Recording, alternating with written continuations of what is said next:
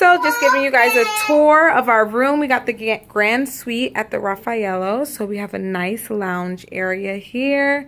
We have a TV, desk. There is a wet bar with a microwave and a fridge, a seating area. And this is actually a pull-out couch. That's where the kids will be sleeping tonight. And then we go into the main room here. We have a little lounge area, king-size bed, closet, TV. You can sleep on there if you want to. You might fall off.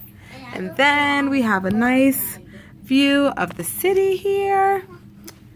And then take you guys into the bathroom.